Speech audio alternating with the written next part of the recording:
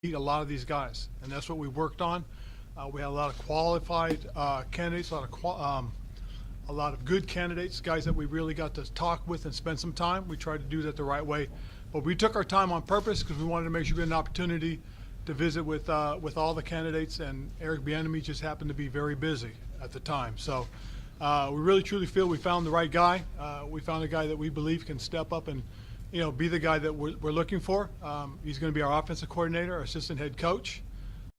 And we're going to go from there as far as those are concerned, because I know you have a lot of questions. So I want to go ahead and introduce to you guys Eric Bieniemy.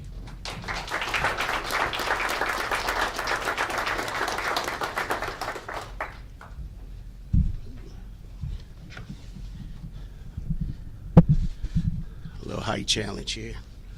Good afternoon. First and foremost, let me just say this. It was an amazing 10 years.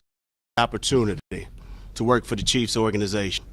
So it goes without saying, I'd like to thank Clark Hunt and the whole entire Hunt family. I'd love to thank Mark Donovan, our team president with the Kansas City Chiefs, Brett Veach and his staff, and of course, Coach Reed. It's been an amazing journey, getting to this point and having the success that we've had over the years. But now it's time for a new challenge. And looking at these guys up front, Eric Bieniemy is fired up. He's fired up. And you guys will figure that out real soon. I also like to thank Jason, my man Mayhew, Stokes, and Coach Rivera for giving me this opportunity to accept this challenge. But also, I'm just looking forward to helping us to climb to the next level. And one thing you guys are going to learn about me, I'm going to bring some energy, and we're going to have a lot of fun doing it. But there's a journey that needs to be done, and we'll start that process. So with that said, I'm all ears. First question. I thought you would be the first, Miss Nikki, since you jammed me up at the Super Bowl. Eric, John Keim, ESPN. Why Washington? What appealed to you? What appealed about this job to you? Why not Washington? Look at all the talent. Look at the players that they have. Okay, look at the guys that they have on defense. So I'm excited about this opportunity. I've known Coach Ron now since 1999. So relationships mean something. I've known Coach Mayhew for a number of years, and that means something. I've known Mr. Stokes for a number of years. And so I have no doubt about what they're building here. Obviously, they went to the playoffs in the previous year. So they were basically real close this year of going. So I have never, ever backed down from a challenge. So I'm embracing this challenge. I'm fired up. I'm excited. I'm excited when it's time to start talking ball with these guys, to start getting to work. But when it's all said and done with, why not Washington? And did you feel like if you wanted to elevate to being a head coach one day that you had to make this kind of a move to kind of put your own full stamp on an offense? Being a head coach right now is not in my thought process. Right now, here's what I'm focused on. I'm focusing on being the best coach that I can be today, okay?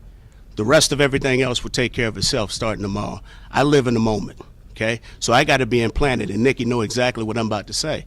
I got to be where my feet are. So right now, my feet are planted right here. Thanks for that. Just Nikki Jabala, first of all, with the Washington Post. Generally, what is your vision for this offense? My vision is this. I just want to make sure that these guys understand that there's a way in which I know how to do it. But on top of that, I got to make sure that I'm putting these guys in the best situation to be the most explosive, the most dynamic, and also, more importantly, giving us the best opportunity to be successful. So that's one thing, okay? But when it's all said and done with, we're going to do this. We're going to play hard. We're going to play fast. We're going to have a sense of urgency and a sense of purpose in everything that we do. And that's where it starts, okay? And it's all about being accountable as well, understanding the fact that indirectly we all impact each other's lives. So it's my job to make sure I'm doing what is right by them, but on top of that, they got to make sure that they're doing right by each other. So my envision right now is making sure that that process takes care of itself. The X's and O's will take care of itself. These guys, they know football, okay? They understand football. These guys are professional players for a reason, okay? Now, only thing that's going to change, the verbiage may change, some of the route concepts, the way we term them, may change. But when it's all said and done with, it's football. And if we love what we do, we'll have the success that we need to have, long as we're investing in it the right way. Eric, Matt Paris from the Washington Times. Nice to meet you. How you doing, man? Just curious, over the last couple days, or when you were interviewing for the job, what did you kind of try and tell Rivera and everyone just why you were the right guy for the job, and what was kind of the message that you wanted to get across? Well, more than anything, it was just an opportunity to spend time with everyone and just visiting with Coach Rivera, visiting with the entire staff, and just taking my time and just getting to know people. I think more than anything, when you come into an environment, the best thing that you can do is just listen. And so I'm a great listener. I love to hear what is taking place. I love to hear some of the coaches, the assistant coaches, and what they've done with these particular players and what they've done here as over the past few years. And sometimes just listening, you have an opportunity to learn and observe. And so that was the biggest thing for me, more than anything, just listening and having an opportunity to get to know the people. Because when it's all said and done with, I know a lot of people don't like this, but this is a people's business. You got to be able to get to know the people, all right? And that's going to be my job, fellas. You're going to understand this when I say this. It's my job to making sure that I can get to know the people so I can get the best out of the player. Hey, Eric, Sam Fortier with the Washington Post. When did this job get on your radar, and how would you describe the process of getting here today? Well, the job, it was on I shouldn't say it was on my radar, because obviously we've had a number of things we had to take care of over the past few weeks. But knowing Coach Rivera, you're always in contact with the people that you've known for years. I've followed Coach Rivera's career since our days when we were together with Philly. Obviously, he coached with the Chargers. He's done a number of things. Obviously, he had a great deal of success with Carolina as a head coach, and now he's here. And so you always follow the people that had an impact on you. And so my whole thing is that, these guys have given me this opportunity, and so I'm looking forward to sharing this space today and looking forward to working day by day and getting ready to chop this wood that we're going to start chopping here soon. And specifically, what are the main differences and responsibilities from KCOC to OC here? Well, the difference is this, is that now I'm the offensive coordinator here, okay? The rest of the stuff, me and Coach Rivera, we're going to work that out. I'm just excited and fired up about the opportunity of getting to work with these men up front. Hey, Eric. Pete Haley with NBC. You keep referencing a lot of players who are here. Just what are some of your general thoughts about the roster and the talent that's available to you now? Well, personally, I have a lot of thoughts. And I can sit here and point out all the great things that some of these guys have done throughout their career. But that's not important right now. What's important is this. I got to evaluate every player on this roster. And I haven't had an opportunity to do that. Okay, a lot of these guys I've talked to at the Combine, I've followed their careers, and obviously we've played against each other, so I've had an opportunity to watch some of these guys play. So obviously there's some talent here, but I'm going to do my job with Mr. Mayhew. On top of that, with Coach Rivera, Marty Herney, and Stokes, just making sure that we're doing the right things and making sure that we're evaluating and doing what is right for the organization, for the team moving forward. And a lot was made maybe about how Andy called the plays in Kansas City. What was your role necessarily? But here, you're going to be the main guy. How do you anticipate that? And do you think that is going to be a challenge, or is that something you're really ready for? Fired up for it, bro. Fired up and excited. Michael Phillips from Richmond. Did you have a chance to talk to ownership during this process, and did you get any questions answered about the sale process and how that impacts things? So Coach Rivera was the lead person in this hiring process, obviously. I've had an opportunity to spend time with Mr. Wright and Mr. Mayhew, just like I said. But when it's all said and done with all that stuff, that's not my job title, okay? Those guys will take care of that. NBC Sports Washington. How important was it for you to have the assistant head coach title kind of on top of OC? Well, I think it's very important for a number of reasons, and the beauty of it is me and Coach Rivera will work through that. At the end of the day, Eric Bieniemy is a ball coach. At the end of the day, Eric Bieniemy wants to know the people who he's going to work with. Eric Bieniemy wants to make sure that these guys understand that, you know, we're going to learn to put consistent behavior on tape, all right? But also understanding that when we're playing for each other and doing things for the greater good of the organization, also seeing the big picture, that this game ain't that hard. It can be a whole lot of fun, but it's going to be fun when you're making the necessary sacrifices to make each other better. All right, that's some of the things that I'm excited about. Those are some of the things I'm looking forward to. And so when it comes to job titles and all that, you guys got to understand, yes, I am the assistant head coach. I am the offensive coordinator. My job is to get these guys to go out and do and be the best that they can be. So that's going to be my focus right now. Eric, Scott Abraham, ABC7, welcome to Washington. You're Thank a you. competitor at the end of the day, player, coach. You've gone through numerous interview processes over the years for various jobs. It didn't work out. How much is that serving as a motivator for you to prove those naysayers wrong, those doubters wrong, that you can be a head coach down the road and lead an offense? So, and I'll keep saying this, right now I'm the offensive coordinator of the Washington Commanders. Okay, being a head coach, that's something, if that's to happen, it'll take care of itself.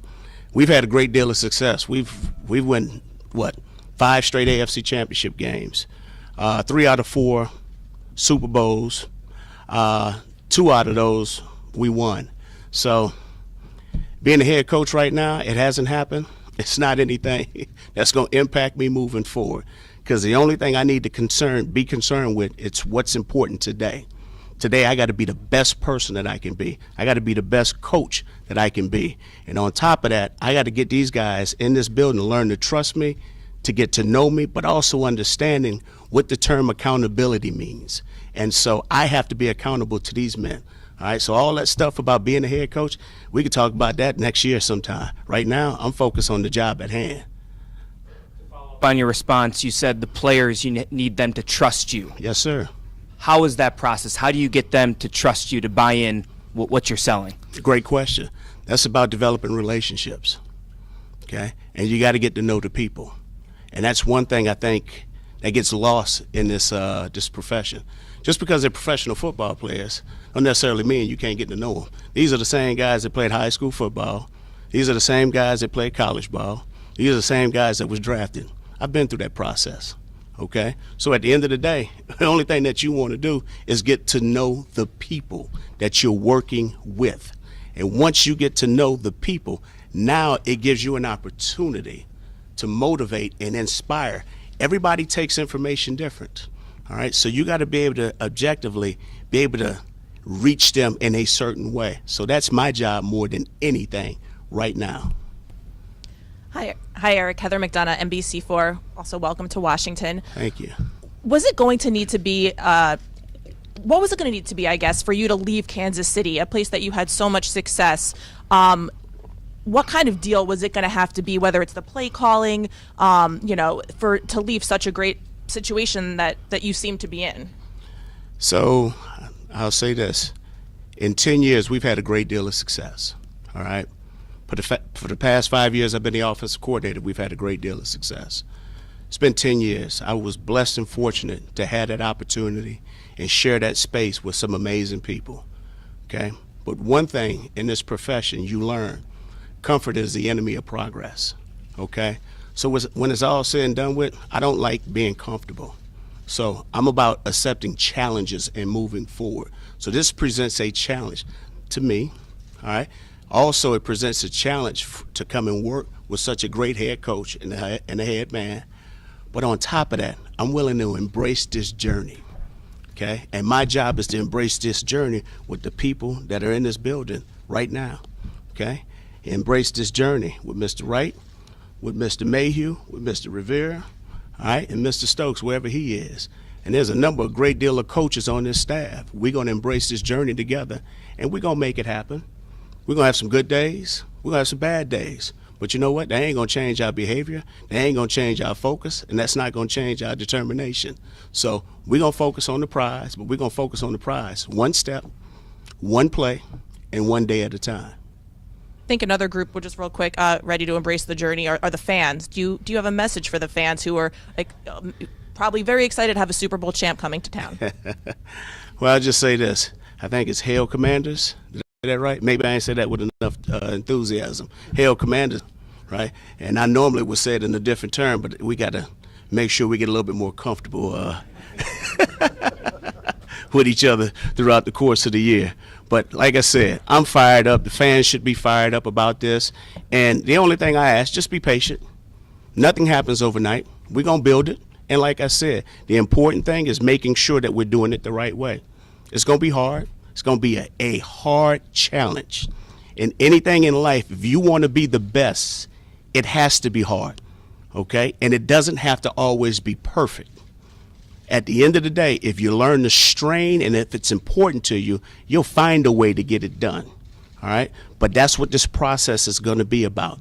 And it starts with OTAs in phase 1. It starts in OTAs in phase 2. It starts in OTAs with phase 3.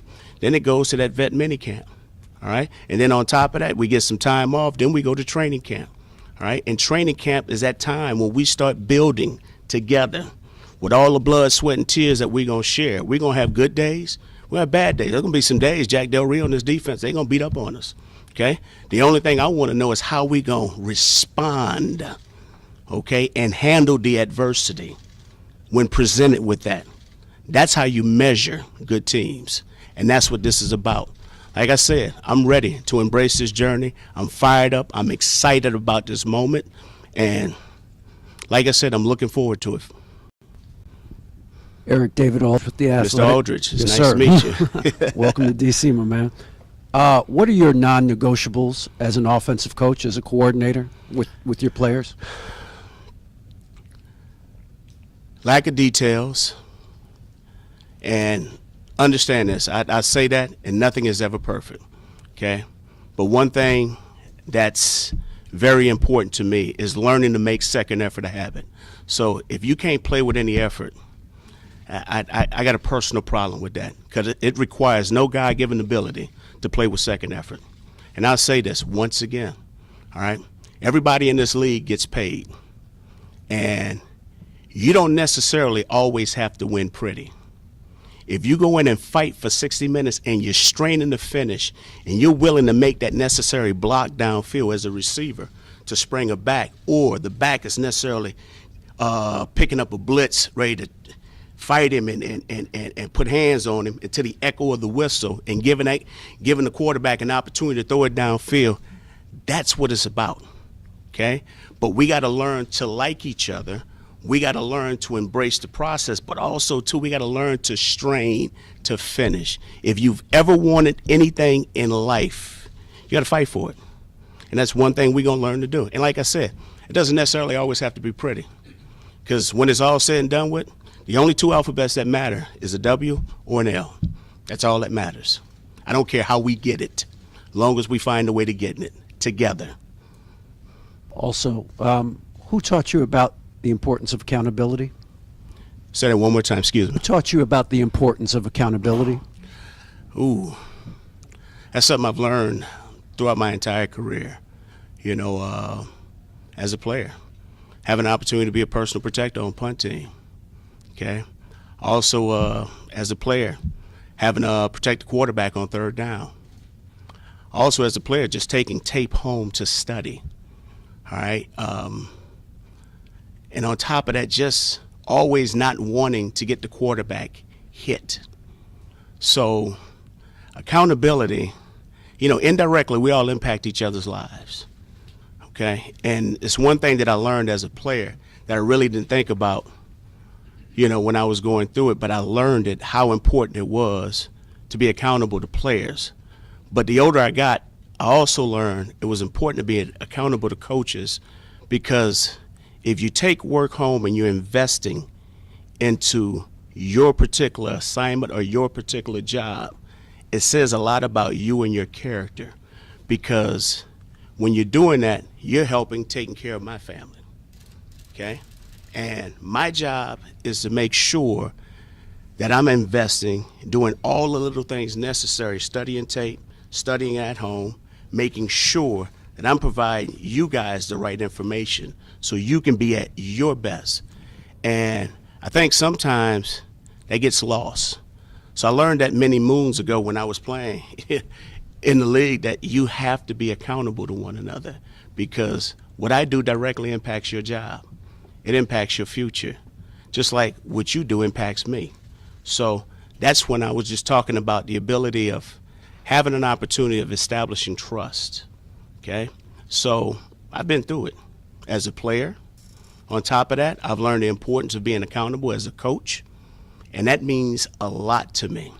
And so I've had plenty of lessons that have taken place throughout my lifetime. So you have to learn to be accountable, and it means so much, all right, to the success of any person or any organization.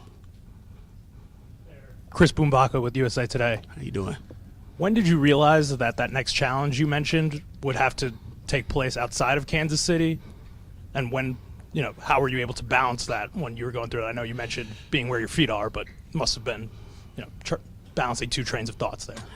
Well, first of all, you got to be able to process information and be able to live in the moment, but also, too, you have to plan for your future. Yeah, that I would be leaving the Kansas City Chiefs, yeah, I had an idea that I would be leaving. So you always envision it in a different way, but like I said, I've been there for 10 years. I've accomplished a lot of things there. It was a great organization. It was a great time. There was a lot of family that has been made there. But now it's about broadening my circles, okay, and expanding and getting to know my new family, okay, and having an impact in helping this team and this organization to accomplish goals and things that we want to strive for. So you learn how to focus, all right, but you got to be able to process it. You got to put it in a different category. So did I have a plan? Yes, I did, okay, but that wasn't going to impact anything that we were looking to strive for throughout the course of the past season, all right? It did not become a distraction. But when it was all said and done with, when it was time to move on, it was time for me to go and accept this new challenge and embrace it. Coach Yes, Bieniemy, sir. Darren Haynes, WSN9, welcome to Washington, D.C. Thank you. It's been well documented that you wanted to be a head coach, but I want you to describe that moment when you made that decision, where you were when you decided, I'm going to come to D.C. Well, it was shortly after the Super Bowl. We had got everything arranged, and I was ready. Now, obviously, it was throughout that process, and the past 2 weeks has been physically and emotionally draining, and in a good way, all right? Because we went from winning a Super Bowl to coming back, flying back in town, getting acclimated, going through exit meetings, and then going through the parade. But I knew when I landed back in Kansas City what was in store. So I knew that it was time to move on. So you're talking about the different waves of emotions that I experienced, just having that opportunity just to say goodbye to the players, spending that time throughout the parade of just feeling the emotions from the fans. And so I knew exactly what I wanted to do, and this is why I'm here. But one thing you guys will learn about me, yes, I'm very appreciative and thankful and grateful for the opportunity that was presented. But on top of that, okay, when I knew I was getting on that plane, I knew exactly what was going to take place. Obviously, since Ron Rivera took over, has had some ups and downs, and Coach Rivera has definitely has this team trending up. What made you choose Washington despite all of that? Like I said, okay, you guys have gotten to know Coach Rivera for the past few years. Coach Rivera is a man of integrity, okay? He's a great leader of men. So who wouldn't want that opportunity to come and work for a man of such high character? So this is why I'm here. And then I'll say this again.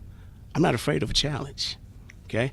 I've had 10 years of success with the Kansas City Chiefs. I said it before, I say it again. Comfort is the enemy of progress, okay? You can't be afraid of leaving a great situation to help yourself to grow and expand, all right? And then on top of that, you always got to be willing to expand your circles, all right, to expand your family members, to remain flexible in how you see and view things. And so this presents a whole entire new challenge that I'm willing to embrace, but also excited about it because I know the potential that's here. And I know that's a dangerous word, okay? But I know the potential that's here, all right? So, yeah, I'm fired up. I'm excited. Hey, Eric.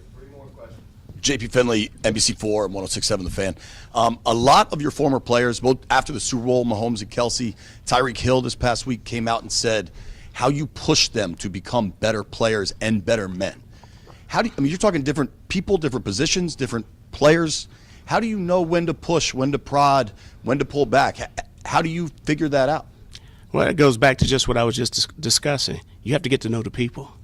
Okay, you got to develop relationships with the people. Once upon a time, I was a high school player. Once upon a time, I was a collegiate player. And once upon a time, I was a professional ball player. But the thing that I had that I thought every coach did a great job of was that they did a great job of getting to know me. Okay, and so these guys, nothing has changed. All right, it's my job to continue developing those relationships because when I was a college coach, you had to get to know the guys. You had to go out and spend time with them and getting to know their family members. So what's changed? The only thing that's changed is, hell, they stepped up another level. Okay, they're getting paid for it. No, well, everybody's getting paid now in college. Hell, but these are the same young men, all right, that were being recruited. And so the dynamics of the relationships and how you build relationships and establish relationships with people, that does not change. It's about sitting down and getting to know the people. And that's how you get the best out of people, and that's how you get the best out of players. Now, you may have some success at times, and at times you may not.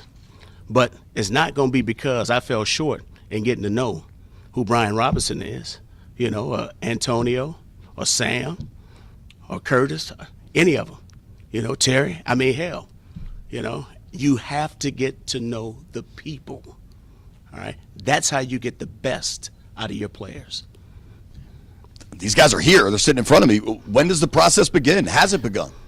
Well, I mean, we can't talk any ball right now. I've texted a few of them, so, and they've been very, very good at getting back to me, which is outstanding, by the way, fellas. All right, because I know some of us can disappear. All right, and professional players have a way of disappearing. But I appreciate y'all taking the time and getting back to me, and that means a lot. Welcome, Coach. And I'm sorry, I congratulations. just saw him. Excuse me. Ricky, what's going on? Me and Ricky go back since high school. Welcome, Coach. Congratulations, Dave Thank you. Harrison, Commander Country. Ron Rivera, Coach Rivera, and Martin Mayhew kind of made an emphasis at the end of the season about how they want to not necessarily improve, but kind of be more consistent with the run game and their game flow. How has your experience as an NFL running back and then again as a running backs coach in the National Football League help you improve that this season? Well, first of all, as the offensive coordinator, we're going to do whatever the hell it takes to win. That's all that matters, okay? And one thing you guys are going to hear me talk about, I'm not a numbers guy, okay? You can go back and do all your research and look at all the press conferences I've done. I'm not concerned with numbers. I can care less what a runner rushes for. I can care less what a quarterback throws for. I can care less about what stats a receiver or a tight end may have receiving. The only thing that matters is did we win or did we lose? So we're going to play complementary football. We're going to do whatever the hell it takes for us to be victorious. That's all that matters. And if we're doing it the right way, guess what? The numbers will take care of itself. Hey, Eric. How you doing? Ben Standig with The Athletic. Congratulations. Thank you. I know you said you're focused on the moment. You're not worried about the past or the future. I think a lot of your supporters, though, are not quite caught up to there yet. There's still people who are upset that you were not given the opportunity to be a head coach and don't love the journey to this point. What do you say to those people who are still fighting the fight of why you should be a head coach? Well, I'll say this, and kudos to them, and everybody's entitled to their own stance and their own positioning. My job is to eliminate all the distractions, okay? My focus right now is here and now. I can't worry about things I can't control. The only thing I can worry about right now is taking care of the business at hand. That's handling this press conference. After this press conference, we're going to keep it moving. We're going to start getting to some football stuff. The rest of everything else, as far as this journey is concerned, that will take care of itself along the line. congratulations. Thank you. Andy Reid being one of those people who's been one of your supporters, what did Andy and Patrick Mahomes do to kind of make you a better coach and put you in position to succeed here? Well, my relationship with Coach Reid goes back a number of years. It goes back to when he was recruiting,